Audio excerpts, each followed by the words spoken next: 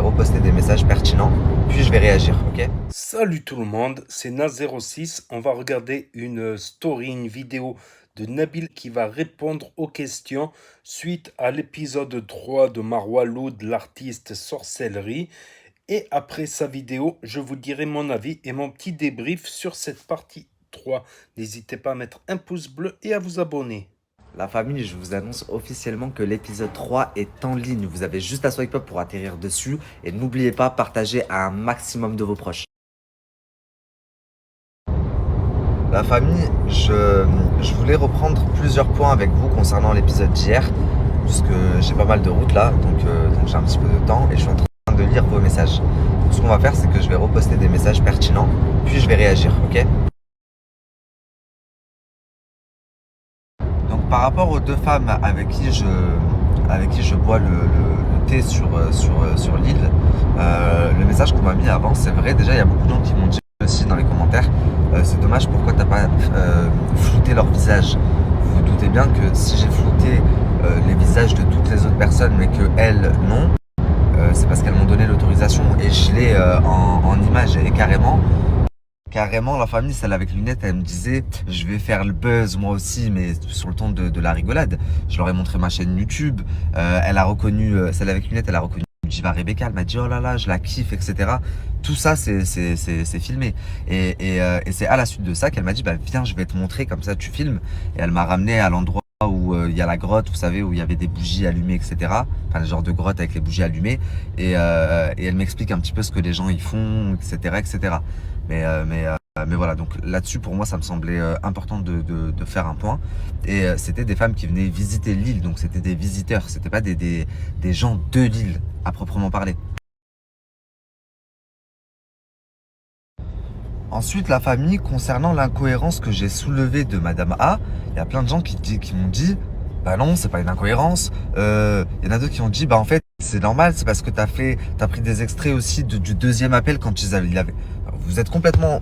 Enfin, après, je me suis peut-être mal exprimé, mais vous êtes complètement mépris sur le sujet. C'est super simple. Écoutez, de base, quand je la vois, mais ça, vous allez le voir parce que dans une des conclusions, je fais un débrief sur chaque personnage, individuellement. Et attention, une incohérence, ça veut pas dire que je la mets en cause ou que c'est elle. Je soulève juste une incohérence. Si je veux être juste, tu peux pas soulever que ce qu'on me dit sur Marwa. Surtout quand c'est devant mes yeux. Donc écoutez bien, soyez attentifs. Ce qui se passe, c'est que quand je la rencontre, elle me dit moi, quand j'engage le détective, je ne lui dis rien. Je lui donne juste 3 photos et je lui dis suis-les. Il ne sait pas qui je suis, il ne m'a jamais vu. C'est juste que je lui ai demandé de suivre les 3 filles que je lui ai envoyées en photo. C'est tout. Il aurait pu croire que j'étais leur mère, que j'étais la sœur de Marwa, que ça pouvait être pour n'importe quoi. Que je lui demandais de suivre parce que j'avais des doutes qu'elle la trompé avec mon mari. Ça pouvait vraiment être pour n'importe quoi. Il avait aucune information personnelle sur moi. Or, dans le tout premier appel entre le détective et le sorcier, dès que celui-ci lui dit Youssef, fils de Fatima, bah, dès le premier appel, oubliez le deuxième appel quand il lui dit oui, la femme, elle te supplie, elle pleure, etc. Dans le premier, il lui dit non, fais pas ça, elle est mariée, c'est un homme marié, il a des enfants, etc. Cette jeune, elle veut lui prendre son mari, ok? Donc jusque là, vous me suivez? Ça déjà, c'est incohérent. Donc il dit même, elle veut prendre le mari de ma cliente, etc., etc. Or moi, Madame A, dans le premier rendez-vous, elle me dit que en fait, une fois qu'il reconnaît le sorcier, il voit qu'il le connaît, il travaille avec, etc. Bah du coup, il l'appelle et quand il lui dit, est-ce que tu connais un Youssef, fils de Fatima? Bah après ça, le sorcier, après l'appel, appelle Madame A et Madame A lui dit, enfin, elle est choquée quoi. Youssef, fils de Fatima, lui dit, oh, mais c'est mon mari. Mais non, parce qu'il le savait déjà que c'était son mari dans l'appel. Dès qu'il lui dit Youssef, fils de Fatima, il lui dit, le détective répond en gros, c'est le mari de ma cliente, etc., etc., etc. Donc c'est juste cette incohérence que j'ai soulevée. Maintenant, une incohérence, c'est une histoire qui remonte il y a 7 ans. Une incohérence, ça veut pas dire que Madame A est mise en cause ou qu'elle est derrière tout ça, etc. Attendez le dénouement, il y a 6 épisodes, on n'en est qu'au 3. Enfin, à ce moment-là, le détective, quand il entend Youssef, fils de Fatima, puisqu'il n'a, il vient d'appeler le détective, donc il n'a pas encore eu sa cliente. Il aurait pu se dire, peut-être c'est son frère, peut-être c'est le fils de ma cliente, peut-être c'est son collègue de travail, peut-être c'est son associé. Il y avait 1 milliard de trucs. Mais lui, il répond au sorcier, c'est le mari de ma cliente, ils ont des enfants, etc., machin, dès le premier appel. Donc avant même de l'avoir et de lui annoncer, est-ce que tu connais un Youssef, fils de Fatima? Vous comprenez? Et toutes les personnes qui me disent, bah, moi je vois pas l'incohérence, bah, alors, excusez-moi, vous avez un souci. C'est une vraie incohérence dans le discours. Maintenant, encore une fois, c'est une histoire qui remonte à il y a 6 ans, 7 ans. Donc il est possible qu'elle se soit emmêlée aussi lors de notre premier rendez-vous dans les faits qu'elle me racontait. En tous les cas, on n'en est que à la moitié, il n'y a que 3 épisodes qui sont sortis. Donc, pour toutes les personnes qui disent, ah mais en fait c'est Madame A, attendez de voir. Il n'y a encore rien, j'ai juste soulevé une incohérence. Et pour toutes les personnes qui me disent, mais il n'y a pas d'incohérence, si c'est une vraie incohérence. La famille, je viens d'avoir Madame A au téléphone, comme je vous l'ai dit. Donc, en fait, elle m'a expliqué que lors de notre premier rendez-vous, il y avait beaucoup de monde et c'est vrai. Et du coup, j'avais peut-être mal compris. Donc, je lui ai dit que non, ça avait été enregistré, mais qu'elle avait peut-être oublié de me faire certaines précisions. Et là, ce qu'elle m'a dit, en fait, c'est juste que le tout premier appel du détective et du sorcier n'a pas été enregistré, donc je l'ai pas. Donc là, en fait, l'appel que je vous ai mis quand il l'appelle, qui lui dit salam alaikum, tu me connais, moi, tu peux avoir confiance en moi, etc. C'est à qui les jeunes, les Français qui sont venus te voir, ils ont fait des travaux à qui? Youssef, fils de Fatima, c'est l'enfant, enfin, il dit c'est le mari de ma cliente, etc. Ça, c'est le deuxième appel, en fait, puisque le premier n'avait pas été enregistré. Donc là, je vois le message qui dit: Coucou, je viens de voir ton snap, c'est pas du tout ça. Il a appelé une première fois. Il lui demande qui est Youssef, le fils de Fatima. Elle lui dit pourquoi il lui dit que le sorcier veut faire un travail. Et là, elle lui dit rappelle-le et demande-lui qu'il arrête le travail. C'est mon mari, on a 2 enfants. Je crois il n'a pas compris ou alors elle s'est mal exprimée, mais elle n'a pas eu le temps d'enregistrer le premier appel. C'était du tac au tac. Tu penses bien que si elle savait que tu aurais un reportage 6 ans après, elle aurait tout enregistré sur le moment. Quand il l'a appelé, elle était choquée d'entendre le nom de son mari. Elle n'a pas réfléchi parce qu'il devait partir. Marwa, Safa et Monsieur C. Donc, dans l'urgence, elle lui a dit, lui, de ne pas faire le travail. Voilà, ça, c'est ça. Mais il n'a pas compris. Bon, ça, on verra bien dans les prochains épisodes de toute manière. Voilà, ça c'était la petite incohérence qu'avaient relevé Monsieur C et Monsieur R. Vous savez à quoi vous en tenir. Dans l'épisode 4, toutes les parties qui restent au Maroc seront traitées.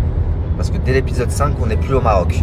Donc tout ce que vous voyez dans le teaser qui se passe encore au Maroc, à savoir mon entretien avec les parents de la petite Naïma, Allah yarhamaha, donc toute la partie Azagora, la partie de recherche sorcier détective, donc vous verrez mon entretien avec, si je l'ai trouvé, enfin si je les ai trouvés ou pas. Donc voilà, on y reviendra. Et pour finir, dans l'épisode 6, c'est ma conclusion. Et il y aura également dans l'épisode 6, vous verrez, mais un plateau. Un plateau avec des intervenants, avec des chroniqueurs et des intervenants, etc. Et vous aurez des témoignages inédits qui ne sont pas sortis dans le documentaire. Vous aurez l'avis, l'avis des chroniqueurs, est-ce qu'ils ont relevé. Enfin, vous inquiétez pas, à la fin des 6 épisodes, tout sera traité bien comme il faut. La famille, de toute façon, on aura l'occasion d'y revenir dans les prochains épisodes. Il en reste encore 3. Donc dans l'épisode 4, comme ça, je vous en dis un peu plus. Et dès l'épisode 5, on rentre en France et c'est une interview.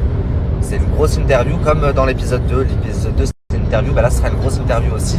Et je vous ai dit que vous n'étiez pas au bout de vos peines.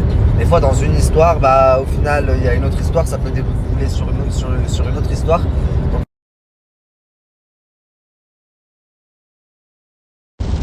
La famille, je voulais vous dire un truc aussi parce que je vois sur Twitter, sur TikTok et tout.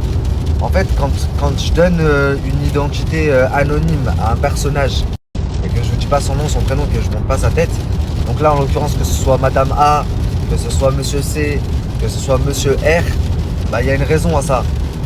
Et le problème c'est que vous vous rendez pas compte, même si je comprends, c'est humain, vous voulez savoir et tout, en voulant chercher, en mettant la tête de ces gens-là, en les identifiant, etc., etc., bah, il y a deux choses qui se passent. La première, c'est que moi, vous me mettez en porte-à-faux et en danger.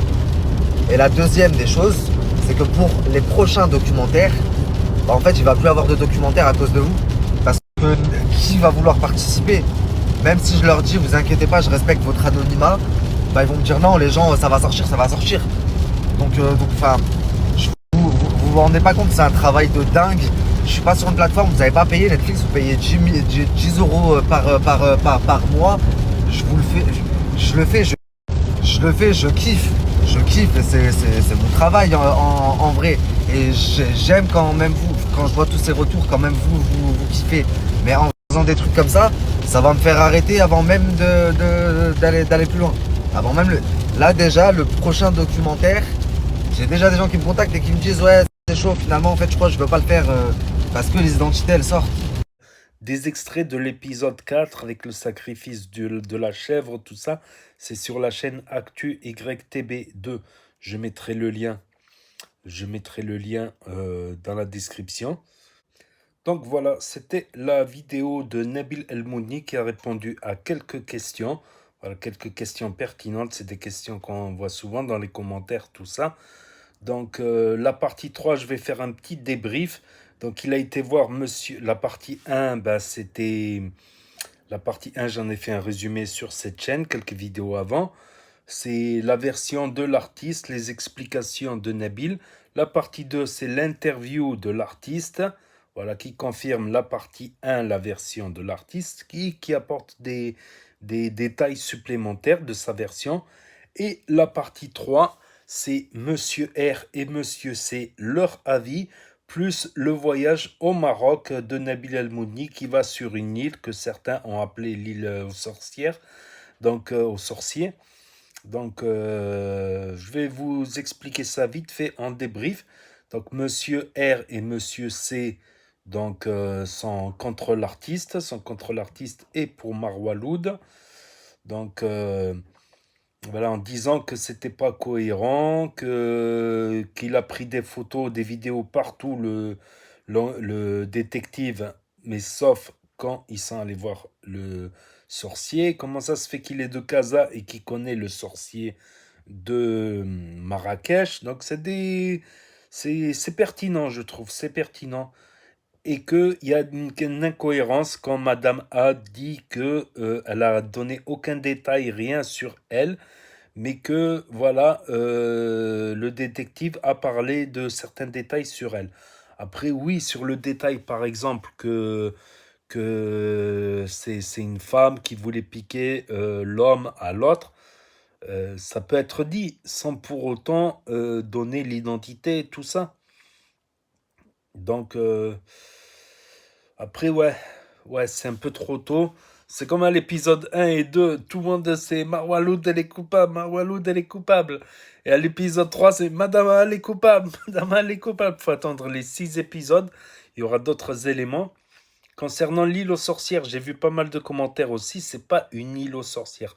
C'est une île d'habitation très pauvre avec un mausolée sur place. Et ce mausolée, voilà, qui est une tombe, c'est souvent un héros, un chef qui est savant en islam, un savant en islam, qui fait étudier les étudiants en islam, tout ça. Donc un héros, un chef. Donc pour moi, voilà, les gens, ils ont le droit de se recueillir là-bas selon la loi. Ils ont le droit de se recueillir, mais pas d'aller faire de la sorcellerie. C'est une nuance. Voilà, à savoir que les tombeaux des sultans marocains sont magnifiques en général. Il y a beaucoup de tombeaux depuis plus de 1000 ans. Depuis plus de 1000 ans, les tombeaux sont décorés, tout ça. Et c'est pas le tombeau en lui-même qui pose problème, c'est les gens qui veulent aller là-bas pour faire de la sorcellerie. Parce que des fois, on attribue à ces sages, à ces saints, à ces savants en islam, à ces héros, ces chefs, on attribue des miracles. Donc, c'est pour ça que les sorciers sont attirés vers ça. Il y en a, ils peuvent pas y aller parce que c'est des tombeaux surveillés ou c'est des tombeaux qui sont dans l'enceinte d'une madrasa. Donc, ils peuvent pas aller faire leurs bêtises là-bas, leur haram là-bas. Voilà. Et qu'est-ce que je voulais dire? Oui, je me suis écarté du sujet parce qu'il y a eu pas mal de commentaires là-dessus. Il y a Monsieur C qui dit qu'il a aidé, il a tout fait pour l'artiste, et que l'artiste l'a envoyé chier du jour au lendemain en lui disant efface mon numéro. Et ça serait, selon Monsieur R, ça serait Monsieur C qui a voulu faire un tête-à-tête contre, contre l'artiste et que ça serait Monsieur C qui a gagné et que tous les autres, ils étaient autour. Tous les autres, ils étaient autour et ils regardaient. Donc, ils disent que l'artiste a menti, qu'ils lui sont pas tombés à 8 dessus, mais un seul et les autres, ils ont regardé. Mais quand même, si les autres, c'est ses amis, ils auraient pu se séparer. Savoir qu'il a été bon un peu ouvert là à la lèvre. Les autres, ils auraient pu se séparer et apparemment, aucun n'aurait séparé. Donc, c'est une histoire compliquée. On n'a pas encore tous les éléments. On n'a pas encore tous les éléments. Voilà mon petit débrief, vite fait, rapide. Après, j'oublie plein de trucs, là, c'est clair et net. J'oublie plein de trucs, c'est sûr. Donc, n'hésitez pas à me dire ce que vous en pensez, à mettre un pouce bleu, à vous abonner, à cliquer sur la cloche. Et je vous dis à très bientôt, les amis les potos, pour de nouvelles vidéos. Merci d'avoir regardé. C'était Nas06, premier sur les actus, les infos des influx. Tchuss.